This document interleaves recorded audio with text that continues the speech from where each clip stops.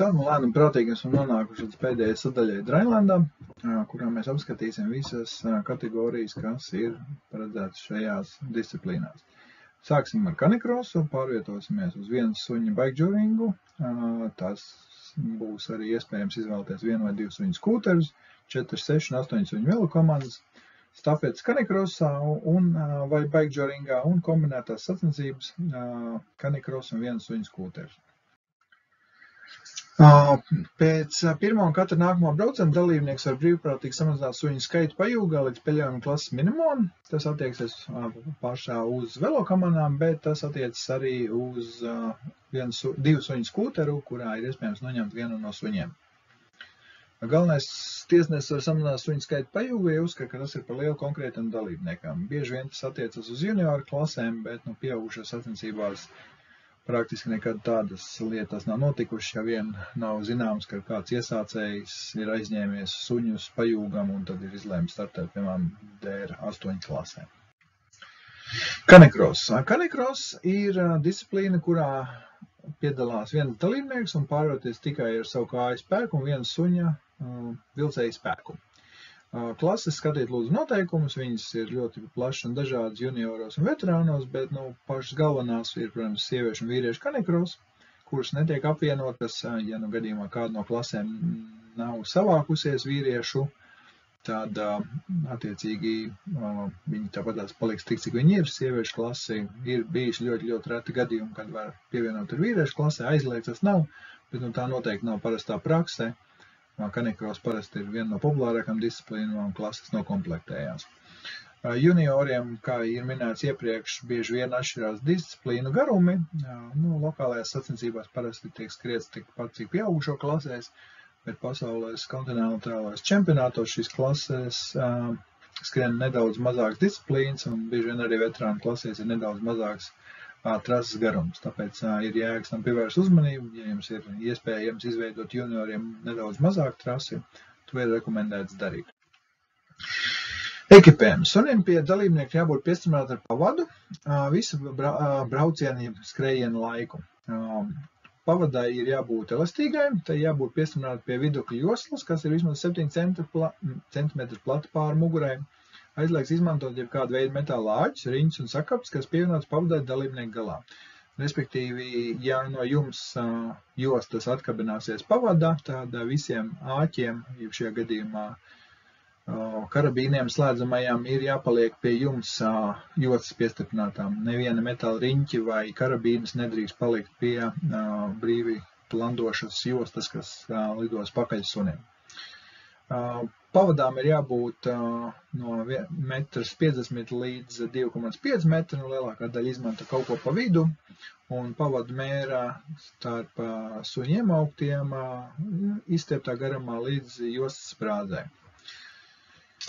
Bieži vien šīs kanikrosa jostas ar pavadām šobrīd jau ir savienotas, bet jebkurā gadījumā mērīšanas punkts ir līdz konkrētajai sprādzē. Dalībniekam sunim jāgaida starta līnijas. Nav tā, kāda var kāpt suns pāri līnijai pirms starta, pirms ir dots starta signāls. Ja gadījumā kāds kāpj pāri, jums ir jāatsauc dalībnieks apakaļ, lai ieņemtu korektu starta pozīciju. Ja viņš tieši uz starta signālu vēl nav atgriezis apakaļ, viņam vispirms ir jāatgriežas apakaļ, jāieņem fiksēt pozīciju, un viņš var doties trasē. Dalībniekam aizliegts skriet pa priekšu sunim, vai jebkādā citā veidā var ietekmēt suņu skriešanu. Kamēr viens suns ir pussolīti priekšā dalībniekam, tas ir ok, protams, ātrums tur nebūs nekāds, bet ja viens suns jau ir nonācis aiz paša dalībnieka, tas jau ir brīdinājums, vēl vienā trases vietā tas būs jau 15 sekundes, apžēlošanas gadījumā ir iespējams arī 3 šāds gadījums sagaidīt, bet ja tas ir bijis sistemātiski, tā kā minimums būs 15 sekundes, ja tas būs visas trases garumā bijis vai 2 dienas no vietas, tad šāds dalībnieks ir diskvalificējums, diemžēl viņam būs nepieciešams bišķi vairāk patrenēties pirms apmeklēt sacensības. Ja suns kļūst nespējīgs jau kādu vai citu iemeslu dēļ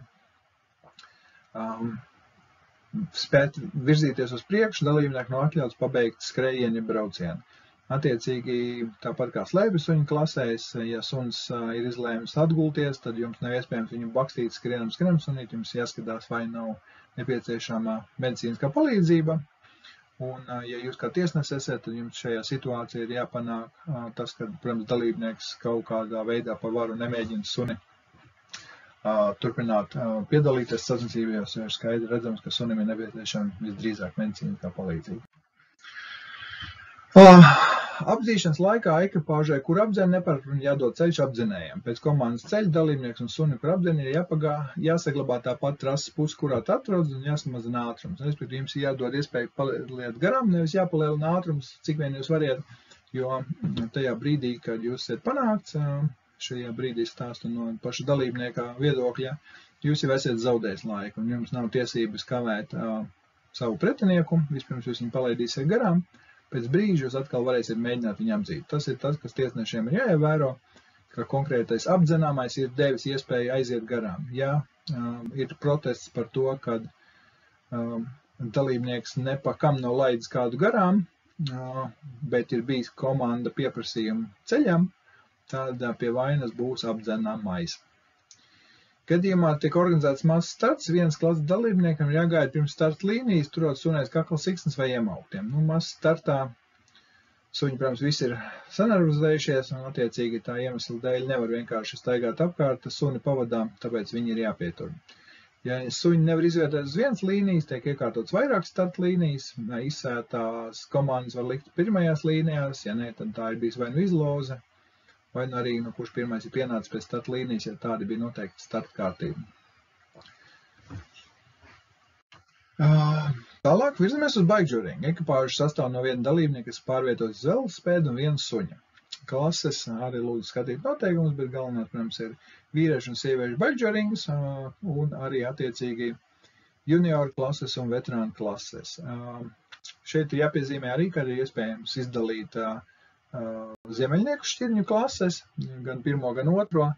Kanikrosā iepriekš šādas opcijas nebija, tur viss startēja atvērtajā klasē. Sunim ir jābūt piestiprinātam pie velosipēda ar pavadu vai pie paša dalībnieka visu braucienu laiku. Ja pavadi ir piestiprināti pie dalībnieka, tad tā iet ap vidukļu joslu, kas atklāja vismaz 7 cm gara. Mūsdienās praktiski vairs neviens pie vēdera vairs nestiprināts. Ja tomēr kāds ir izlēmis to darīt, tad jums jāpārbauda, lai vismaz šī josla būtu pietiekoši plata un tas būtu droši. Tas pats, kas kanikrosā, arī visu veidu metāla lāķi sakāpes ir aizliegtas. Šajā gadījumā ir slēdzamās tikai karabīnes izmantojums vai bronzas saucamie aizslēdzamie āķīši, kas ir paši uz atsparītas pamatā izverās. Nekādi atvērtie āķi nav pieļaujami. Kanikrosā bija iespējams arī startēt ar open hooku, bet tas neatiec uz bikejuringu. Stiepjamai pavadai ir jābūt vismaz 2 metri garumā, taču ne garākai pa 3 metriem. Un to mēr no suņa aizmuguras iemauktiem līdz velosipēda priekšai. Ar priekšai ir domāts dakšā. Respektīvi dakšas rumbas vieta, pats velosipēda priekš, nevis riteņa priekšā, bet tā vieta, pie kā tiek stiprināts šī pavadā. Ja gadījumā tiek izmantot saucamā makšķera, tad netiek mērīts no makšķeres, jo projām ir jāmēra no velosipēda priekšējās stūres rumbas vietas. Velosipēdam ir jābūt aprīkot ar darba bremzēm katram ritenim, respektīvi abiem riteņiem ir jāspēj bremzēt. Visiem dalībniekiem jālieto ķiveres, kas ir valstī noteikta un atbilstoši standartiem. Principā ir riteņbraucēju ķiveres, bet nav aizliegts izmantot ar citu veidu sporta ķiveres. Bet saprātu robežās. Trases un finiša noteikumi. Dzinējspēkam jābūt vadītājam un suņu pajūgam, neviena cita dzinējspēka enerģijas pievades sistēma nav atļauta. Attiecīgi elektriskie riteņi, neskatoties pat, ja viņiem ir bloķēti kādu no mehānismiem, nav pieļaujami. To nav iespējams pārbaudīt, vai viņi netiks ieslēgti. Attiecīgi šāda veida tehnika nav pieļaujama. Ja tiek kāds pieķerts ar citu veidu piedziņu, tas ir uzskatāms par mehānisko dopingu un ir komandai piešķirama momentāla diskvalifikācija un var tikt piešķirts arī papildus sankcijas no federācijas. Dalībniekiem aizliegts braukt pa priekšu sunim, tāpatās kā tas bija kanikrosā, nav iespējams izvirzīties priekšā, suns tiks uzskatīts, ka vairs nav priekšā velospēdām, ja viņš būs aiz priekšējā rata jau kaut cik necik daļēji pakaļkājas ir iesaist priekšējā rata. Saprātu robežās, ja brauc no kalnos vai no kādā bīstamākas kraujas, suns, protams, kādu momentu var atvirzīties aiz velosipēda, bet ar to nav saprotam normālā kustībā. Kategoriski ir aizliegts vilkt vai savādāk piespiest sunu kustēties uz priekšu. Ja tiek konstatēts kādu no šīm pazīmēm, komanda saņem diskvalifikāciju. Ja suns nav spējīgs kādu iemeslu dēļ kustēties uz priekšu, tad arī attiecīgi nav iespējams pabeigt braucienu. Apdzīšanas laikā, kuru apdzen, nepārprotami ir jādod ceļš apdzinējam, pēc komandas ceļa dalībnieks un suni, kur apdzen, ja saglabā to pašu trases pusi, kur atrodas un jāpārtrauc mīt pedāļus. Tikai tad, kad jūs esat apdzīts, jums ir tiesības uzsākt pakaļdzīšanos, bet nevis cītīgi visu ceļu mīties un nelaist kādu no citām komandām garām. Tas būs sodāms, kā minimums ar 15 sekundēm. Skūterklase. Skūterklase sastāv no dalībnieku, kas vada 2 riteņu skūteru tipu transporta līdzekli, kur velk 1 vai 2 suņi. Dzinējspēkam jābūt vadītājam un suņu pajūgam, nedrīkst atkal tik izmantot kādu citu enerģijas piedziņas sistēmu. Šīs sistēmas atklāšanas gadījumā komanda tiek diskvalificēta. Klases lūdzu skatīt, kāds ir junioru veterānu un pārējās, bet galvenās ir 1 suņu skūteru klase un 2 suņu skūteru klase, kur atkal ir iespējams izdalīt reģistrētās ziemeļšķirņu klasēs un attiecīgi ir iespējams izveidot vairākas klases. Liela atšķirība ir tāda, ka klases var sadalīt arī sieviešu un vīriešu kategorijās pēc pašu dalībnieku dzimumiem. Tas ir darāms pēc organizātoru ieskatiem. Ja vien tas nav norādīts iepriekš, tas nav darāms obligāts pasaules Eiropas čempionātos, nevis parasti, bet sieviešu vīriešu klase tiek izdalīts atsevišķi. Junioru kategorijas bieži tiek apvienotas dēļ mazā dalībnieku skaita, bet pieaugušo klasēs parasti ir izdalīts gan sieviešu, gan vīriešu kategorijas. 2 suņu skūteru klase ir atļauts izmantot 3 riteņu velokomandas. Reti kas to dara, bet kaut kādi apstākļu iemeslu dēļ ir bijuši gadījumi, kad 2 suņu skūteru klasē brauc arī 3 riteni. Sunim jābūt piesamrāt pie skūtera pavada visu braucienu laiku. Pavadai ir jābūt 2 līdz 3 metru garā, izsteptā stāvoklī un tomēr no iemauktiem līdz stūras priekšai, tur, kur ir stūras rumba. Kakala pavade ir jāizmanto 2 suņu klasē, respektīvi suņiem ir jābūt savstarpēji savienotiem, lai ne katrs neskriet uz savu pusi un netraucētu citiem dalībniekiem. Abiem riteņiem skūteram ir jābūt aprīkotam ar darba bremzēm un jābūt darba kārtībā. Mazākais riteņu diametrs, kas ir pieļaujams, ir 30 cm. Visiem dalībniekiem ir jāvelk ķiveres, kas atbilst valstī noteiktiem standartam. Vēl ķiveri ir saprotams, ka viņa ne tikai uz galvu, bet viņa ir aizsprādzēta un uzlikta pareizi. Dalībnieks vada skūteru aiz suņiem. Suns, ja nespēja veikt trasi un virzīties priekš, tad, protams, arī atkal komanda nav spējīga pabeigt braucienu. Suni piespiest kādā veidā skriet, tāpat kā visās pārējās klasēs nav atļauts un būs sodām ar diskvalifikāciju.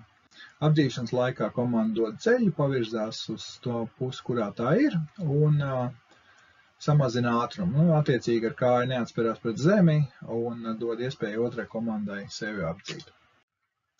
Velokomandas. Velokomandās izdalās vairākas klases, sākot ar 4 riteņu, ar 4 suņu velokomandām, kurā mazākais dalībnieku skaits drīkst būt 3 suņi. Junioru klasē ir tieši tas pats princips, 4 līdz 3 suņi. 6 suņu velokomanda klasē ir iespējams startēt minimāls ar 4 suņiem, nomināli un maksimāli ir 6 suņi. Savukārt 8 suņu klasē ir iespējams startēt ar nemazāk kā 5 suņiem. Ir gadījuma, kad tik tiešām speciāli tiek samazināts suņu skaits, trase ir šaura, bet tas ir atkarībā pēc dalībnieku ieskatiem un spējām, bet ir gadījumi, ka 6 suņu komanda ir ātrāk nekā 8 suņu komanda dēļ manevrēšanas spējām. Visiem suņiem jābūt ieilgu atsevišķi vai pāros, tāpat kā komandas suņu klasēs uz sniega. Visiem suņiem ir jābūt piestiprinātiem pie centrālās pavadas, viņi būtu piestiprināti gan astes galā pie iemauktu beigas, gan caur kakla siksnu pie konkrētās galvenās pavadas. Līderu suņi ir jābūt sastiprinātiem kopā arī ar kakla pavadu. Velokomanām DR4 klasē ir atļauts būt arī ar 3 riteņiem, bet visās pārējās disciplīnās tiem ir jābūt vismaz 4. 6 riteņu velokomandas neesmu redzējis, tās tomēr pārsvarā aprobežojas ar 4 riteņiem. Mazākais diametrs riteņiem ir 30 cm, mazākā riteņa bāzes attālums ar priekšā un aizmugurē asi ir minimums noteikts kā 110 cm, un mazākā šķērs bāze attālums starp riteņiem uz vienas asi ir noteikts 70 cm robežās. Ir bijuši gadījumi, ka dēļ tā nākās pārmērīt pasaules čempionātā pilnīgi visas komandas, jo tik iesniegt protesti. Ja kāds ir izlēmis, ka viņš ir samazinājuši šo skaidri līdz tādam, kā ir noteikts noteikumiem, tad ir noteikti saprast, kāpēc ir priekšrocības. Tāpēc šo ir ieteicams pārbaudīt reizi pa reizei sacensībās pārmērot vai kādam jaunajam ekipējam noteikumi izpildās pilnībā. Visām velokomām jābūt aprīkotām darba bremzēm uz pilnīgi visiem ritiņiem, vai nu tie ir 3 vai 4, bet īsiem ir jābūt ar darba bremzēm. Kādreiz bija iespējams aprīkot tikai aizmugurējos riteņus, šobrīd jau gadus 4 ir obligāta prasība, lai visi ritiņiem būtu bremzēm. Pie tam viņiem ir jābūt ar iespēju nofiksēt šīs bremzes stāvēšanas laikā, lai cik tas nebūtu samērā nevajadzīgi, bet bremzēm ir jābūt arī fiksējumām.